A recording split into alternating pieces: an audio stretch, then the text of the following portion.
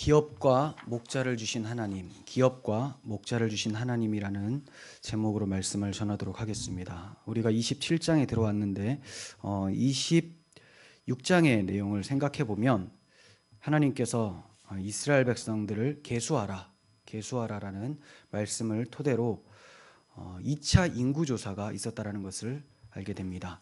그 2차 인구조사의 계수에 들어간 사람들은 출애굽 2세대, 즉 자녀 세대였습니다. 자, 우리가 이런 말씀을 통해서 깨닫게 된 것이 몇 가지 있었는데, 첫 번째는 나는 여호와의 군대로 계수될 만한 사람인가? 남자가 20세 이상 싸움에 나갈 만한 자였을 때 계수가 됐었는데, 과연 나는 주님의 나라의 일꾼으로서, 군대의 병사로서 들어갈 만한 신앙을 가지고 있는가를 점검하는 시간이 되었었고요. 그리고 이스라엘을 바라보았을 때는 소망이 없지만 하나님의 언약을 바라볼 때는 소망이 있다. 이스라엘 백성들은 여러 번 반역해서 1세대가 다 죽고 계수에 들지도 못했지만 하나님께서는 여전히 2세대, 즉 계수할 사람들을 거의 그대로 60만 명을 남겨두셔서 약속의 땅에 들어가고 또 싸울 수 있도록 남겨두셨다. 즉 하나님의 언약, 또 하나님의 신실하심이 우리의 소망이 된다라는 것을 배웠습니다. 그리고 광야에서 10번이나 반역한 이스라엘이었지만 또 하나님께서 남겨주심을 통해서, 이스라엘 백성 남겨주심을 통해서 여호와의 군대로 만드셔서 선한 싸움을 싸우게 하시는 하나님의 섭리와 은혜는 오늘날 우리들이 믿음이 연약하고 또 다소 부족할지라도 하나님께서 끝까지 지키시고 인도해 내신다라는 그런 소망을 발견하게 되었습니다. 자, 이제 이어지는 27장인데요. 27장부터 30장까지는 약속의 땅 가나안에 들어가게 될 때 준비를 해야 될 내용들에 대해서 말씀하고 있습니다. 약속의 땅 가나안에 들어가기 전에 준비해야 될 내용. 그래서 27장에는 약속의 땅에 들어가서 살게 될 땅, 즉 기업에 대해서 분배하는 내용이 나옵니다. 땅, 기업, 유산을 분배받는 내용이 나오고, 이어서 모세가 이제 곧 죽게 되는데 죽으면 가나안 땅, 약속의 땅으로 인도해 드릴 사람이 없어지잖아요. 그래서 하나님께서 그대로 두지 않으시고 모세의 후계자를 세우시는, 여호수아를 세우시는 그런 내용이 나옵니다. 그리고 이제 28장부터 30장까지는 가나안에 들어가서 지켜야 될 제사와 절기에 관한 내용이 나옵니다. 즉 율법을 다시 재정비해 주시는데요. 왜냐하면 약속의 땅에 들어가서도 지속적으로 하나님과 교제를 하기 위해서는 올바른 제사를 드려야 되기 때문이죠.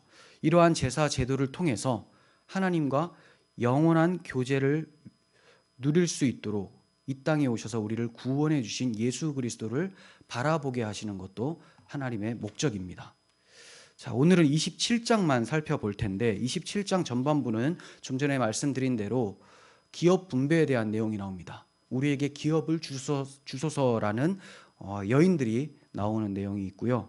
그리고 이어서 모세의 후계자에 대한 내용이 나옵니다. 그런데 이 두 주제가 얼핏 보면 별로 상관이 없어 보이지만 사실은 상당히 연관성이 있습니다.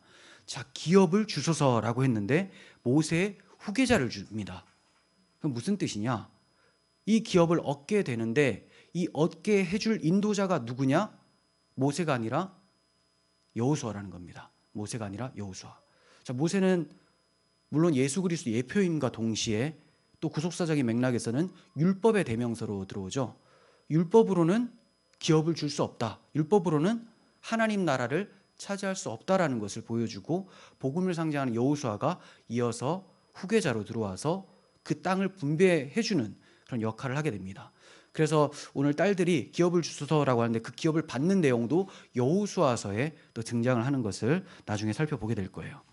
자, 오늘은 27장을 보게 될 텐데 본문을 통해서 이 복음에 대해서 살펴보도록 하겠습니다. 므낫세 자손 중에 슬로보앗이라는 사람에게 5명의 딸들이 있었어요. 계수를 다 마친 후에 그녀들이 모세와 제사장 엘르아살과 또 지휘관들과 온 회중 앞에 나왔습니다. 참 이례적인 일이죠. 여성들이 지도자와 또 많은 사람들 앞에 갑자기 나오니까 사람들이 좀 당황하고 또 주목을 끌었을 겁니다. 그러나 그녀들이 여기에서 이 분위기에 위축되지 않고 담대하게 얘기를 하는 것이 우리에게 기업을 주세요라고 말을 합니다. 어째서 이런 요청을 하게 됐을까요? 이들이 받을 기업이 없게 될 위기에 처했기 때문에 기업을 주소서라고 담대하게 나와서 얘기를 하는데, 자, 왜 그렇게 기업을 못 얻을 위기가 되었느냐?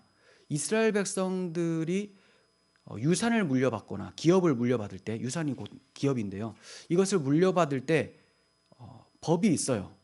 딸들에게는 물려지지가 않습니다. 자, 아들에게 물려지고 아들이 없으면 친족들에게 물려지는 거예요.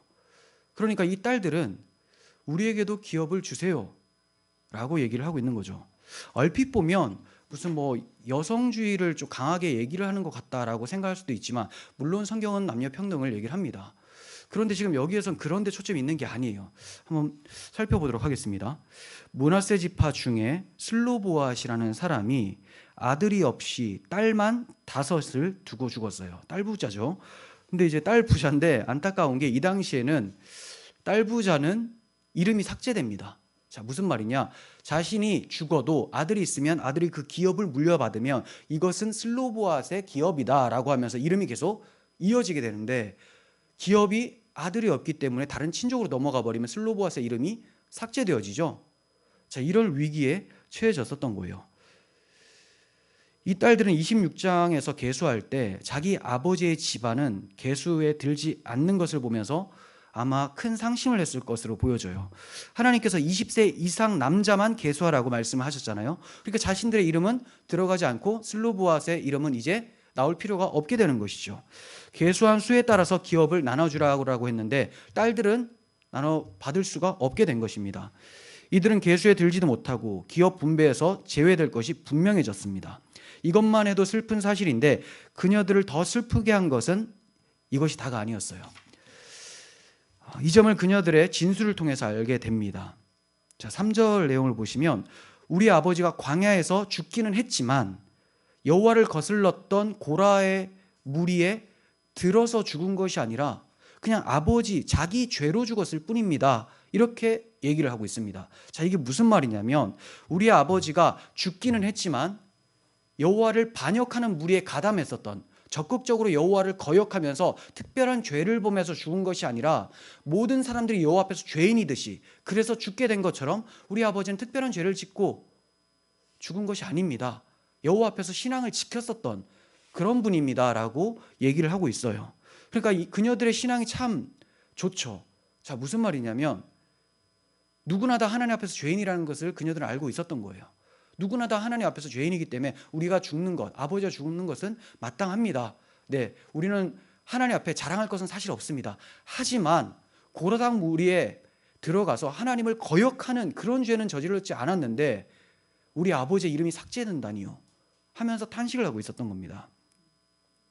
그래서 하는 말이 아들이 없다고 해서 우리 아버지의 이름이 그의 종족 중에서 삭제된다는 것은 너무 부당합니다. 우리 아버지의 형제들에게 기업을 주실 때에 우리에게도 기업을 주셔서 아버지의 이름이 이어지게 해주세요 라고 간청을 하고 있는 거죠. 그러니까 그녀들이 크게 슬퍼했었던 이유는 내가 땅을 못 받는다, 이제 내 재산이 없구나 라고 해서 슬퍼한 것이 아니라 단순히 내 재산이 없다, 이게 아니에요. 오늘날은 재산 때문에 많이 싸우잖아요. 그런 것에 초점이 있었던 것이 아니라 아버지의 이름이 하나님의 백성 중에서 삭제될 것이 두려웠던 거예요. 아버지의 이름이 하나님의 백성 중에서 삭제된다는 것은 얼마나 큰 불명예입니까? 나는 여호와의 백성이다, 나는 여호와께서 택하신 언약 백성이다라는 그 이름을 올려야 되는데 자신의 아버지는 큰 잘못이 없음에도 불구하고 이름이 삭제될 위기에 처했다라는 것. 그러니까 그녀들이 사모했었던 건 뭐냐? 여호와의 백성이라는 자존심이죠. 자부심. 이것을 가지고 있었던 거예요. 지금 이 시점은 약속의 땅에 들어온 상태도 아니고 기업을 분배하고 있는 상황도 아닙니다. 미래에 있을 일에 대해서 이렇게 슬퍼하며 간절히 구하고 있는 거죠. 그러니까 미래에 하나님께서 주시겠다라고 했던 그 땅을 믿음 가운데 이미 받은 것처럼 행동하고 있는 거예요. 지금 약속의 땅에 들어온 것도 아니죠. 나눠주고 있는 상황도 아닌데 마치 눈앞에 있는 것처럼 얘기를 하고 있어요. 얼마나 대조됩니까? 누구와? 1세대의 정탐꾼들과 온 회중들과. 1세대 정탐꾼들은 그 땅을 정탐하러 갔다가 눈으로 봤어요. 봤음에도 불구하고 그들의 눈에 들어온 것은 거대한 거인들과 같은 그 땅의 주민들이었죠. 하나님의 약속의 땅이 크게 보인 것이 아니라 거인들과 같은 거주민들이 크게 보였던 거예요. 즉 말씀하신 하나님은 메뚜기처럼 보였던 것이고 그들을 엄청난 강력한 사람들로 보았던 것이죠. 하나님이 그들보다 못하다라는 그런 엉터리 신앙을 가지고 있었던 거예요. 그래서 벌벌 떨면서 차라리 돌아가는 것이 낫겠다 이런 악평을 했었던 사람들인데, 이에 반해서 이 슬로보아스의 딸들은 받지도 않았던, 그리고 보지도 못했던 그 땅을 이미 받은 것처럼 행동을 하고 있는 것이죠.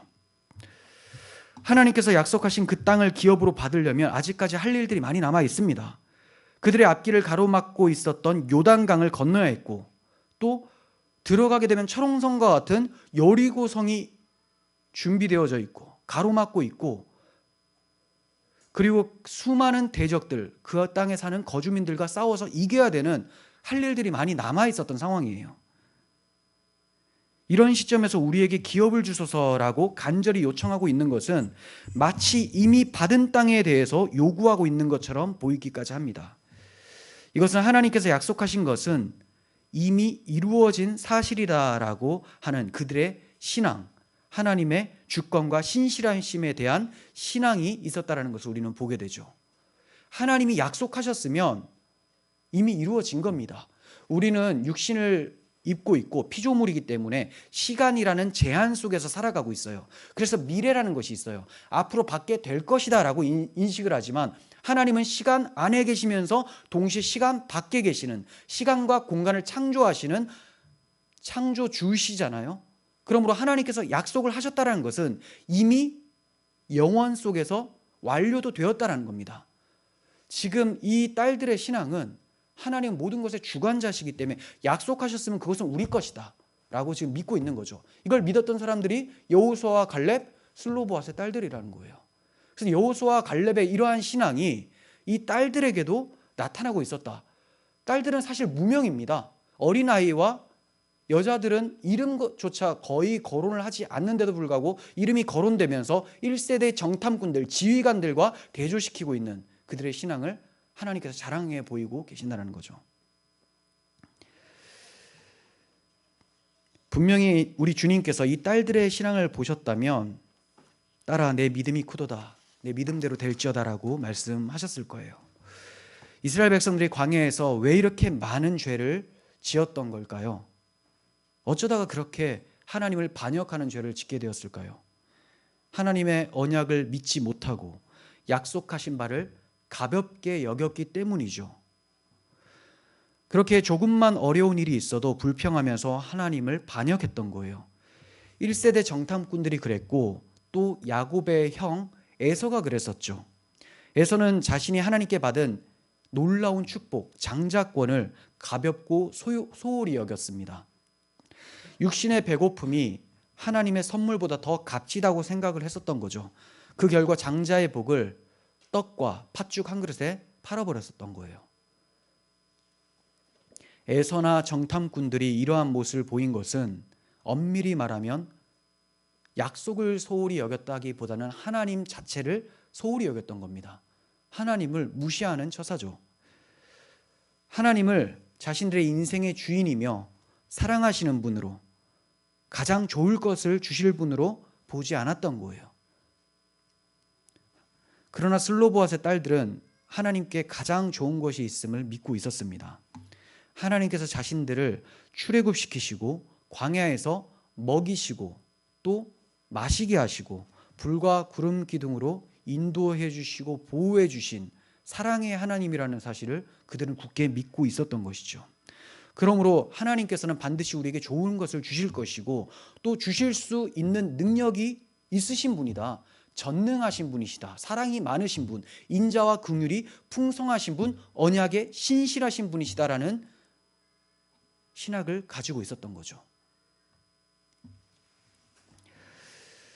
그래서 눈에 보이지도 않았던 약속하신 기업을 확실히 줄 것을 믿고 간절히 구하고 있었던 거예요. 우리 또한 하나님의 약속을 대할 때 그녀들과 같은 믿음을 가지고 있어야 할 줄 믿습니다. 하나님의 나라가 아직 완성되지도 않았고 우리가 받을 영생과 상급은 우리에게 만져지지도 않고 눈에 보이지 않습니다. 하지만 하나님의 약속이라면 이미 받은 줄로 알고 기뻐하며 감사해야 할 것입니다. 이것이 바로 믿음이죠. 믿음 있는 사람은 이미 본 것처럼, 바라는 것들의 실상이요 보이지 않는 것의 증거라고 할 정도로 이미 본 것처럼 행동하는 사람, 이것이 바로 믿음이 있는 사람입니다. 히브리서 11장 6절에서 믿음이 없이는 하나님을 기쁘시게 하지 못하나니 하나님께 나아가는 자는 반드시 그가 계신 것과 또한 그가 자기를 찾는 자들에게 상 주시는 이심을 믿어야 할지니라 라고 말씀을 하고 있습니다. 네, 우리는 믿음을 가지고 하나님이 반드시 자신을 찾는 자에게 상 주시는 분이시라는 것을 믿고 신앙생활을 해야 될 줄 믿습니다. 그녀들이 이렇게 요청을 하자 사연을 들은 모세가 여호와께 여쭈어 봅니다. 이러한 모세의 모습을 통해서 몇 가지 생각할 수 있는 것은 이 여성들이 요구했다고 해서 그냥 허투루 듣지 않았던 거죠. 지도자의 덕목 중에 하나입니다. 좀 자비롭고 또 신중하고, 그리고 그 당시 관례대로라면 딸은 못 받는다라고 하면 되는데 그렇게 하지 않아요. 여호와께 항상 묻습니다. 과연 이들의 말이 맞는 것 같은데 여호와께서 어떻게 생각하실까를 묻고 행동하는 것을 보여줍니다. 모세가 여쭙자 여호와께서 즉시 말씀해 주세요. 즉시. 이것은 여호와께서 자기 백성들, 언약 백성들을 그만큼 많이 돌보시고 계신다라는 것도 볼 수가 있고, 또 이 딸들의 요구가 매우 정당하고 옳다라는 것을 인정하시기 때문에 이렇게 즉시 대답을 해주시는 것이죠. 자, 그래서 말씀해 주시기를 7절에서 슬로보앗의 딸들의 말이 옳다. 슬로보앗의 친족들이 유산을 받을 때에 그녀들에게도 반드시 땅을 주어서 유산을 얻게 해줘라. 그 아버지가 받을 유산이 그 딸들에게 돌아가게 하라라고 말씀해 주십니다. 하나님께서 또 그녀들의 요청이 옳다라고 인정해 주신 거예요. 옳다. 자, 무엇이 옳다라는 겁니까? 단순히 그녀들의 요청만이 옳다라고 해석을 한다면 좀 미흡해요. 단순히 그들이 논리적이고 타당하게 얘기를 했기 때문에 하나님께서 옳다라고 한 것이 아니에요. 여기서는 의롭다, 공의롭다라는 단어를 쓰는데 옳다라는 말은 이것은 그녀들의 신앙, 그녀들의 믿음이 하나님 보시기에 의롭다, 흠이 없다라는 것을 말씀을 하고 있는 것이죠. 그러니까 하나님 앞에서 옳담을 받는 것은 그녀들의 믿음이었어요. 우리가 어떻게 하나님 앞에서 옳다라는 소리를 듣겠습니까? 믿음이 없이는 하나님 앞에 옳담을 받을 수 있는 사람은 단 한 사람도 없습니다. 하나님의 언약에 대한 믿음을 가지고 있었기 때문에, 하나님의 약속에 대한 사모함이 있었기 때문에 하나님께서 그녀들을 옳다라고 말씀해 주신 것이죠. 하나님께서 약속하신 기업을 사모하는 자에게 어떻게 거절하실 수 있겠습니까? 하나님이 약속을 하셨는데 그거 내가 바랍니다 라고 했는데, 내가 준다고 약속은 했지만 네가 바라는 것은 내가 원치 않다, 뭐 이런 게 어디 있습니까? 즉 신앙이라는 것은 하나님의 약속에 근거해서 간절히 구하는 것이 신앙이죠. 마찬가지로 주님께서도 딸이 흉악한 귀신에게 들려서 도와달라는 가나안 여인의 믿음을 거절하지 않으셨어요. 그녀가 어떻게 간구했습니까? 주님께서 자녀들의 떡을 취해서 개들에게 던지는 것은 마땅하지 않다라고 아주 폭언과 같은 매정하게 말씀을 하셨음에도 불구하고 그녀가 주여 올소이다마는 자기 주인의 상에서 떨어지는 부스러기를 개들도 먹지 않습니까? 라고 얘기를 합니다. 즉 자신을 완전히 낮추고 그럼에도 불구하고 주께서 주시는 긍휼을 나는 구합니다 라고 인정을 했습니다. 그랬더니 주님께서 딸아 내 믿음이 크도다, 내 소원대로 되리라 하시고 즉시 그 딸을 낳게 해주셨어요.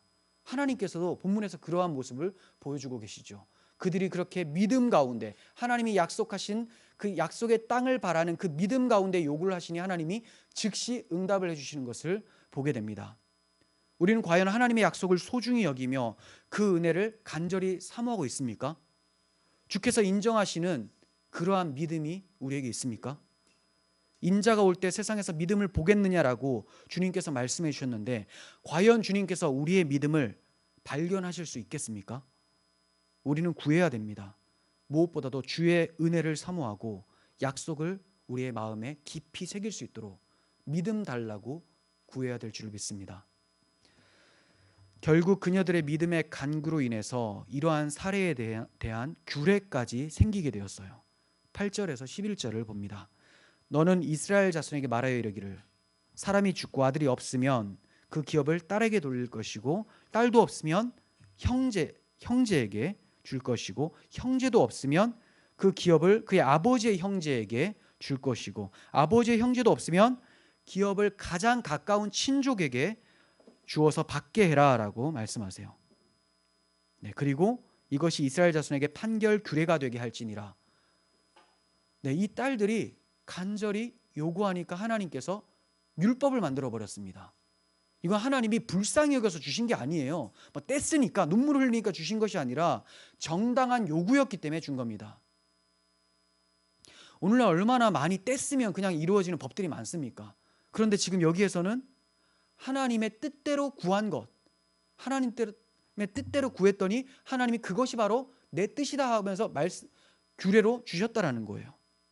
그러니까 우리가 구할 때 하나님의 뜻을 바르게 알고 구하는 게 중요하죠. 그냥 날 불쌍히 여겨주세요 하면서 맨날 울어도 하나님의 뜻이 아니라면 들어주시지를 않는 것이죠. 하나님께서 슬로보앗의 딸들의 믿음을 얼마나 귀하게 여기시는지를 성경을 통해서 잘 알 수 있습니다. 본문 27장뿐만이 아니라 민수기 마지막 장 36장에 가서도 그들의 기사가 다시 한번 언급이 되고요. 여호수아서에 가면 여호수아가 그 땅을 그 여자들에게 분배했다라는 기록이 나와 있습니다. 자, 여호수아 17장 3절에서 6절을 세 번역으로 한번 읽겠습니다. 참 놀라운 사실이니까 이게 한번 읽으면서 기억을 했으면 좋겠습니다. 므낫세 자손 가운데 슬로보앗이라는 사람이 있었다. 므낫세의 아들 마길은 길앗을 낳았고 길앗의 아들 헤벨은 슬로보앗을 낳았는데 슬로보앗은 딸만 낳았으며 아들이 없었다. 그 딸들의 이름은 말라와 노아와 호글라와 밀가와 디르사이다. 이름이 얼마나 자주 반복됩니까? 이 놀라웠죠. 하나님이 기억하신다라는 거예요. 성경에서 이름을 집어넣을 때는 최악인 사람도 기억을 하고요. 너는 나를 대적했다라고 해서 하나님이 기억을 하시고 믿음이 없는 사람들은 기억을 아예 안 하시고 아무개라는 표현까지 씁니다. 룻기서를 보면 그 보아스의 기업을 물을 자가 가까운 친족이 있었는데 1순위가 나는 기업을 손해 볼 것 같으니까 물지 않겠다라고 해서 보아스가 아니에요. 죄송합니다. 저기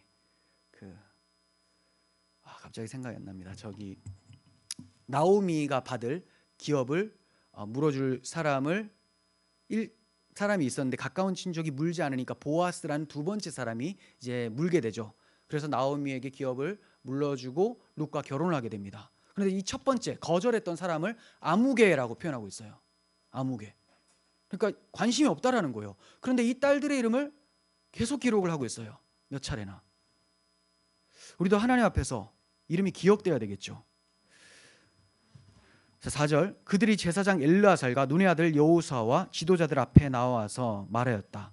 주님께서 모세에게 우리 남자 친족이 유산을 받을 때 우리도 그 가운데서 끼워주라고 명령하셨습니다. 그래서 여호수아는 주님의 명대로 그들의 아버지의 남자 친족들이 유산을 받을 때에 그들을 그 가운데 끼워주었다. 그래서 요단강 동쪽의 길르앗과 바산 땅밖에도 므낫세에게 10몫이 더 돌아갔다. 므낫세 지파의 딸들이 아들 가운데 끼어 유산을 받았기 때문이다.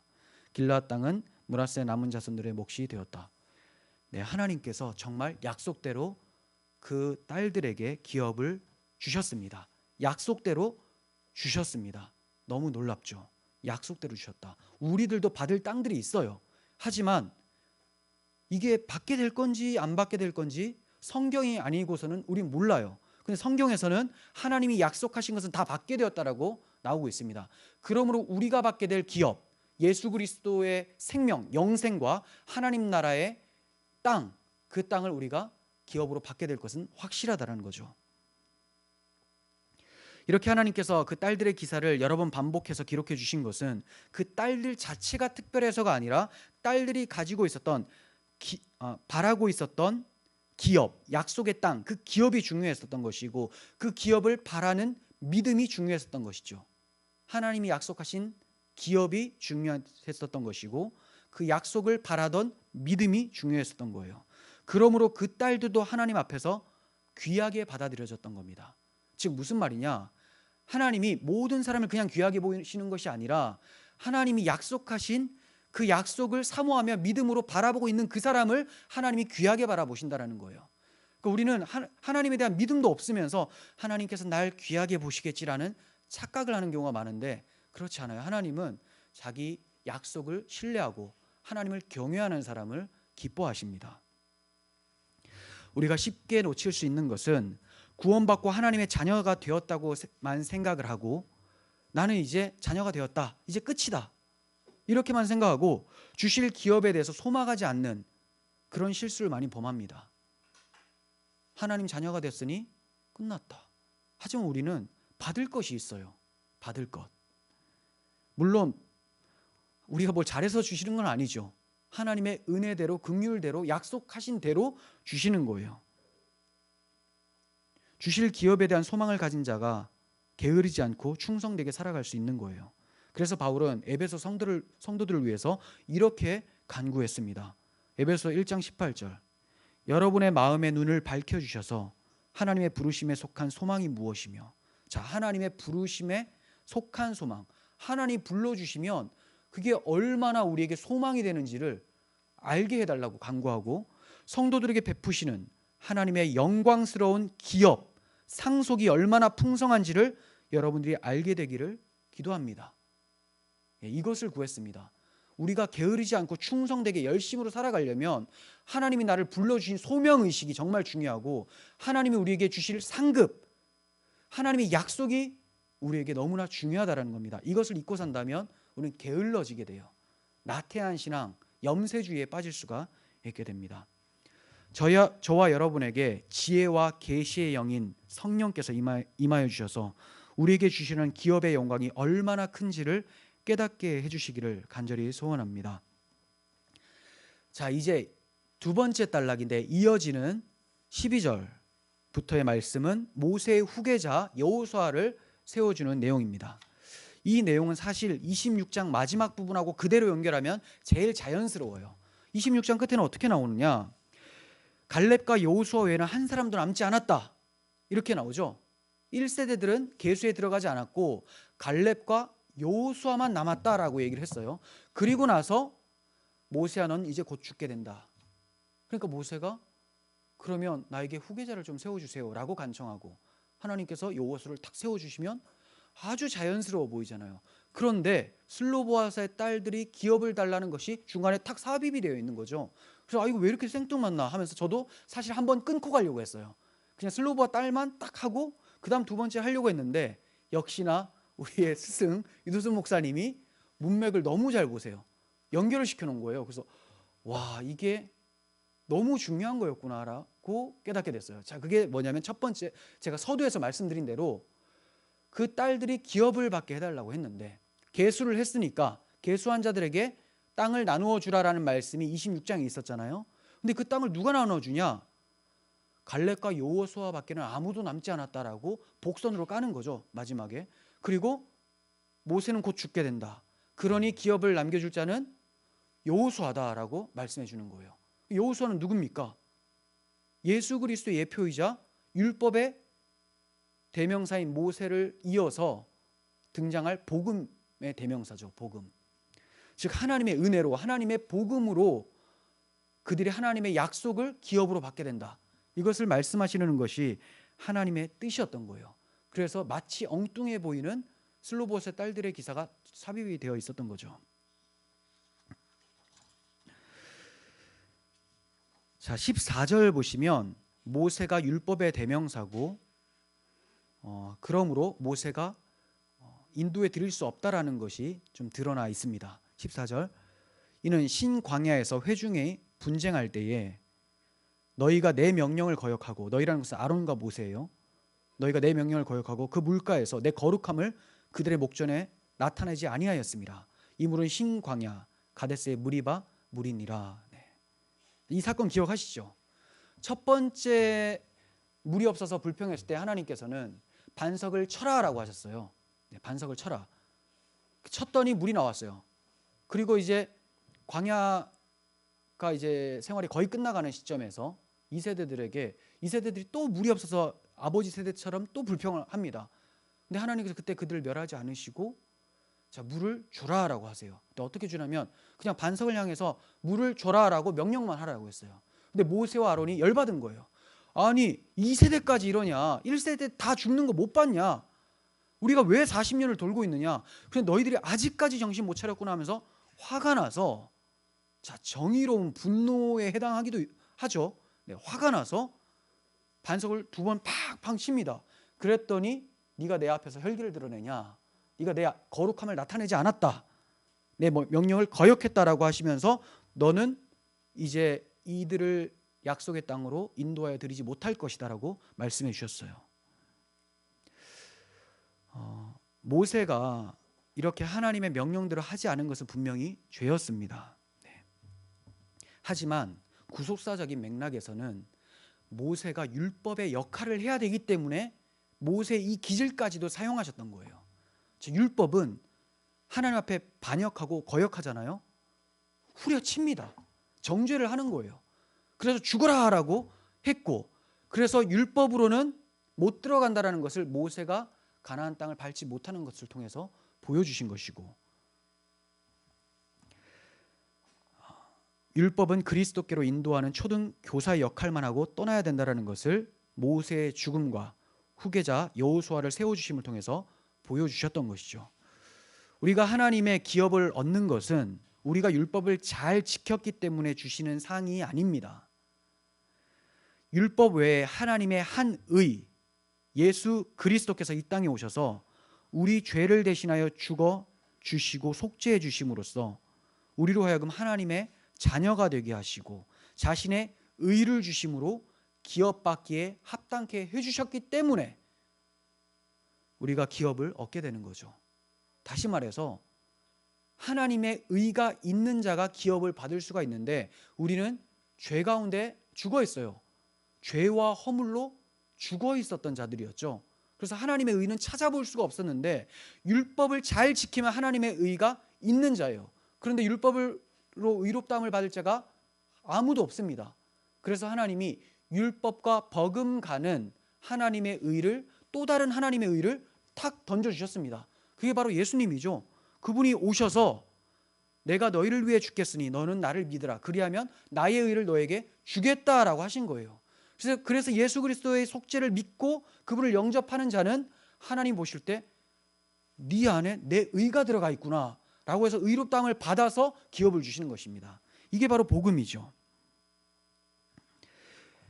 그러므로 슬로보앗의 딸들이 담대히 기업을 요구할 수 있었던 것도 그들이 잘났기 때문이 아니라 그들을 구속하신 유월절 어린 양의 피, 누굽니까? 예수 그리스도 십자가의 보혈 때문에 요구할 수 있었던 것이죠. 그들이 예수님은 몰랐을지라도 자신들이 출애굽을 할 때 어린 양의 피가 흘려졌다는 것을 알고 제사를 드릴 때마다 대속 제물을 바라봤었던 거예요.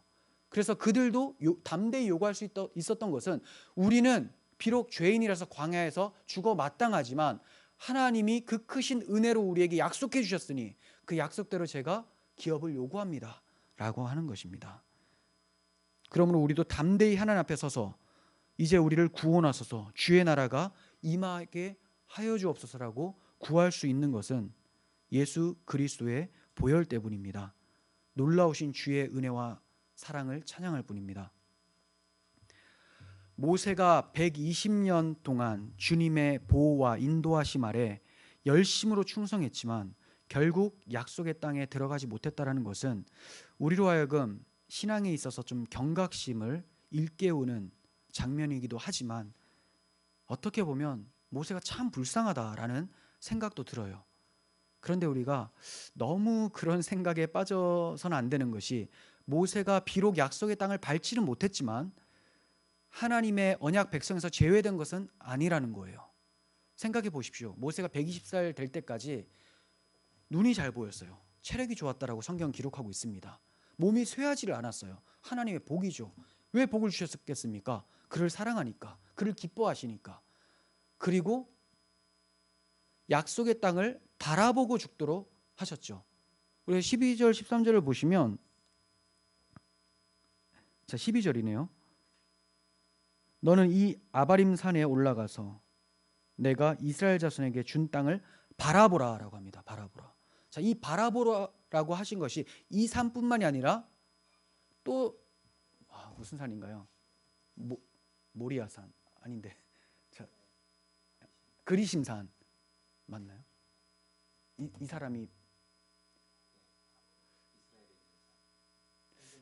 그리심산 왠지 아닌 것 같은데. 성전산. 네. 제가 이거 지난번에 틀려가지고 댓글을 또 달아가지고 수정했거든요. 자, 제가 말씀드리고자 하는 것은 모세가 하나님의 그 땅을 2번이나 본다는 거예요. 2번. 하나님께서 왜 2번이나 보여주실까요? 확실히 약속이 성취됐지라고 보여주시는 거죠. 비록 밟지는 못했지만 믿음이 이루어졌다라는 것을 확인시켜 주시고, 이제 너는 열조에게로 돌아가라라고 말씀해 주신 것이죠.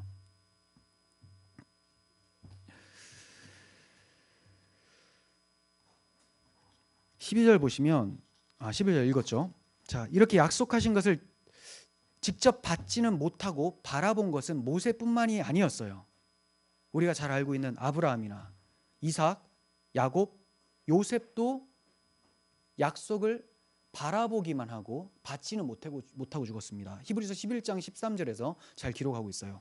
이 사람들은 다 믿음을 따라 죽었으며 약속을 받지 못하였으되 그것들을 멀리서 보고 환영하며, 자, 멀리서 보고 환영했다는 것은 약속이 성취됐구나 라는 거죠. 어떻게 봅니까? 믿음으로 보는 거죠. 믿음으로. 믿음을 따라 죽었으며, 멀리서 보고 환영하며 또 땅에서는 외국인과 나그네임을 증언하였으니라고 합니다. 주님께서는 아브라함에 대해서 어떻게 얘기하십니까? 너희 조상 아브라함이 나의 때 볼 것을 즐거워하다가 보고 기뻐하였다라고요. 어떻게 봤습니까? 예수님은 그 당시 태어나지도 않으셨는데 어떻게 보죠? 하나님이 약속하신 것을 믿음으로 바라봤다라는 거죠.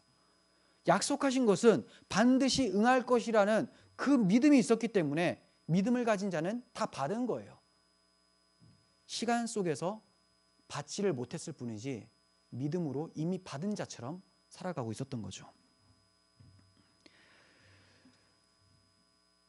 이들이 바라본 것은 그리스도께서 오셔서 약속하신 기업, 우리에게 영생을 주실 것을 믿음으로 바라봤던 것입니다.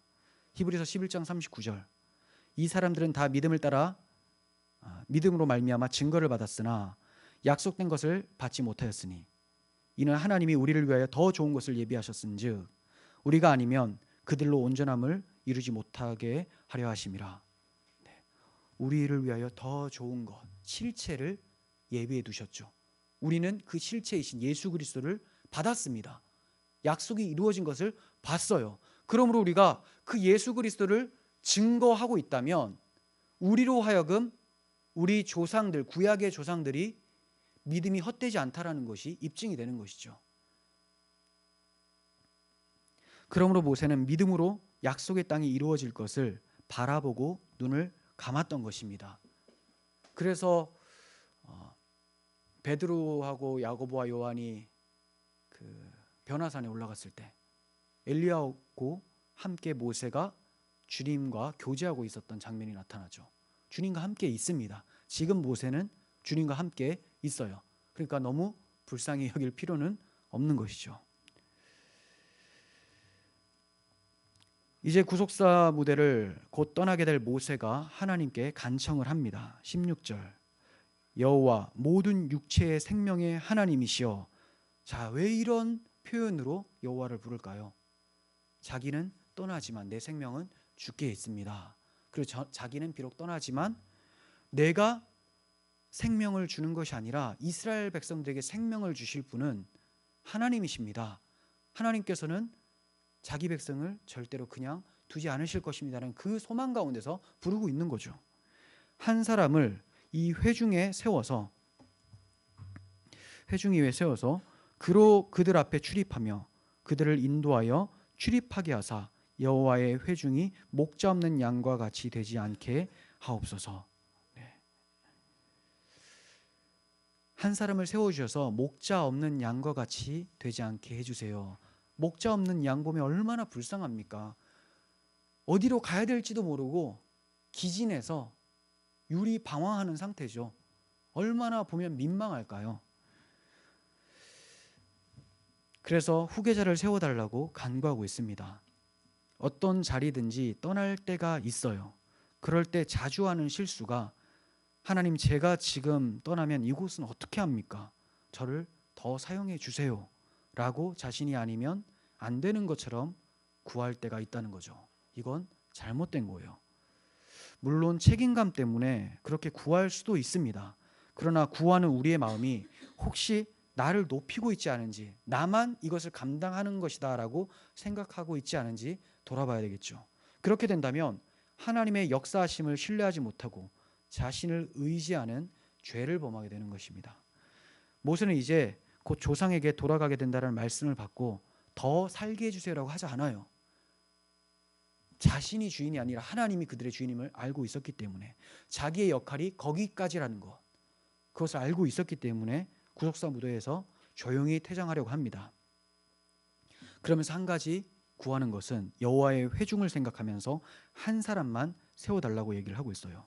이것은 겸손함과 책임감에서 나오는 간구이죠. 만일 후계자 없이 떠난다면 회중들이 목자 없는 양과 같이 될까 봐 염려하며 간구하고 있는 것입니다. 그렇게 세워주시는 양들의 목자가 누구죠? 여호수아죠. 여호수아. 그러나 성경은 여호수아가 안식을 가져다 준 것이 아니다라고 정확하게 얘기를 해요. 분명히 약속의 땅에 들어가면 안식이 있어야 되는 게 맞잖아요. 약속하신 땅이니까. 들어갔는데도 불구하고 여호수아가 안식을 준 것이 아니다라고 히브리서 기자가 얘기를 해요. 4장 8절에서. 만일 여호수아가 그들에게 안식을 주었더라면 그 후에 다른 날을 말씀하지 아니하셨으리라. 자, 이 때가 끝이 아니라는 거죠. 진정한 안식을 보여주기 위해서 약속의 땅에서 안식일을 지키는 것을 예표로 보여주신 거예요. 그러니까 여호수아조차도 메시아의 예표라는 거죠. 참 안식을 주신 분의 예표. 그러니까 여호수아는 누구를 가리키고 있느냐? 우리에게 참 안식을 주실 안식일의 주인 예수 그리스도를 예표하고 있었다라고 볼 수 있습니다. 하나님께서는 이스라엘 백성들 가운데 여호수아를 목자로 세워주심으로 그들로 약속의 땅에 들어가 살게 해주셨어요. 그렇지만 이후에 많은 목자들이 세워집니다. 제사장이나 선지자들이나 왕이 세워지죠. 그런데 그들은 목자답지가 않았어요. 예수님의 표현대로라면 여호수아는 선한 목자 같고, 이 왕이나 제사장이나 선지자들을 보면 죽이고 멸망시키려고 하는 도둑처럼 보여집니다. 에스겔서 34장 1절부터 봅니다. 여호와의 말씀이 내게 임하여 이르시되, 인자야, 너는 이스라엘 목자들에게 예언하라. 그들 곧 목자들에게 예언하여 이르기를, 주 여호와께서 이같이 말씀하시되, 자기만 먹는 이스라엘 목자들은 화 있을진저 목자들이 양떼를 먹이는 것이 마땅하지 아니하냐. 너희가 살찐 양을 잡아 그 기름을 먹으며 그 털을 입되 양떼는 먹이지 아니하는도다. 자, 그냥 먹을 것을 주지 않은 정도가 아니라 그걸 잡아서 자기가 입어요. 얼마나 황당합니까? 즉 이스라엘 백성들에게 도움을 주는 것이 아니라 그들을 압제하며 자기 이득을 챙기고 있다라는 표현이죠. 4절, 너희가 그 연약한 자를 강하게 아니하며 병든 자를 고치지 아니하며 상한 자를 싸매주지 아니하며 쫓기는 자를 돌아오게 하지 아니하며 잃어버린 자를 찾지 아니하고 다만 포악으로 그것들을 다스렸도다. 목자가 없으므로 그것들이 흩어져서 모든 들짐승의 밥이 되었도다. 우상 숭배하며 완전히 망가져 버리게 된 것이죠. 내 양떼가 모든 산과 높은 맷뿌리에마다 유리되었고 내 양떼가 온 지면에 흩어졌을 때 찾고 찾는 자가 없었도다. 아무 관심이 없어요. 하나님의 백성 관심이 없어요. 하나님이 왜 왕과 제사장과 선지자로 세워주십니까? 잘 먹고 잘 살라고? 자기 등 따시고 배부르라고? 아니잖아요. 하나님의 백성을 책임져라. 내가 너를 통해서 내 백성을 책임지겠다라고 했는데 하나님의 백성을 안중에 안 둡니다. 즉 하나님을 업신여긴 것이죠. 양이 없어져 찾지도 않아요. 지금 이들의 행동은 다 예수님의 반대되는 행동만 했어요. 기진할 때 도와주지도 않고, 굶주렸을 때 먹을 것을 주지도 않고, 강하게 하지 않고, 고쳐주지도 않고, 싸매주지도 않습니다. 찾지도 않습니다. 하지만 우리 주님은 100마리가 있어도 99마리가 있어도 한 마리만 잃어버려도 그것을 찾으러 나가신다고 하죠. 그러므로 참된 목자가 필요한 상태였던 거예요. 이스라엘 역사가 여호수아는 참 좋은 목자였지만 그 이후에 세워지는 많은 사람들이 도둑처럼 들어왔었던 것이죠. 그래서 여호수아 이후에 참된 목자를 바라봐야 되는 실정이 바로 이스라엘의 상태였습니다. 하나님께서는 그 유리방황하고 기진하고 불쌍했었던 이스라엘 백성들을 가만히 두지 않으시고 그들에게 참된 목자를 주시겠다고 약속해 주십니다. 에스겔에서 34장 23절, 내가 한 목자를 그들 위에 세워 먹이게 하리니 그는 내 종 다윗이라. 그가 그들에게 먹이고 그들의 목자가 될지라. 나 여호와가 그들의 하나님이 되고 내 종 다윗은 그들 중에 왕이 되리라. 나 여호와의 말이니라. 네. 다윗을 한 목자로 세워주신답니다. 또 어리석은 사람들은 이봐라 성경 가짜 아니냐, 다윗은 이미 한참 전에 죽었는데 에스겔서에서 무슨 다윗을 또 세워준다고 하느냐, 다윗이 부활한다는 거냐. 자, 왜 어리석습니까? 신약성경 처음 마태복음 1장 1절을 펴면 아브라함과 다윗의 자손 예수 그리스도의 계보다. 한 목자가 다윗의 자손으로 오신다라는 것을 내가 다윗을 주리니라고 은유적으로 표현한 거죠. 비유적으로 표현한 거예요. 근데 그것을 모르고 또 성경이 뭐 왜곡됐다라고 한다면 참 어리석은 거죠. 하나님께서는 이처럼 자기 백성들을 가만히 내버려 두지 않고 참 목자를 주시겠다라고 약속해 주셨습니다. 그렇게 예수님께서 다윗의 왕 위로 또 참 목자로 이 땅에 오셨어요. 그때 이스라엘의 상태를 보시고 예수님께서 민망히 여기셨다라고 합니다. 왜 그렇습니까? 그들이 목자 없는 양과 같이 고생하며 방황하고 있었기 때문에 민망히 여기셨다라고 성경이 기록하고 있어요. 우리 하나님께서 우리를 목자 없는 양과 같이 두지 않으시고 하나님의 아들을 선한 목자로 우리에게 보내주셨습니다. 그 목자이신 예수 그리스도께서는 믿음으로 주의 약속을 사모하는 우리들에게 기업을 분배해 주실 것입니다. 우리에게 하늘 기업과 이러한 목자를 주신 하나님께 영광과 찬송을 돌려야 될 줄을 믿습니다. 기도하겠습니다. 하나님 아버지, 저희는 광야 인생 속에서 늘 하나님께 범죄하며 반역하며 원망하며 당장의 진노를 받아 마땅한데도 불구하고 주께서 오래 참으시면서 가난한 심령 가운데 여호와를 바라보는 저희들을 외면치 아니하시고 그리스도라는 생명을 저희에게 주셨습니다. 그리고 그 생명이신 그 목자이신 예수 그리스도를 따라가면서 마침내 우리에게 주실 기업 그리스도의 생명과 또 그리스도를 통한 모든 하늘의 복들을 반드시 주시겠다고 약속해 주셨습니다. 우리가 그 믿음에서 약해지지 않고 게으르지 않고 열심과 충성으로 여호와께 봉사하며 주의 나라를 향해 전진하는 하나님의 군대, 하나님의 백성들을 다 되게 하여 주옵소서. 우리 구주 예수 그리스도의 이름으로 기도합니다. 아멘.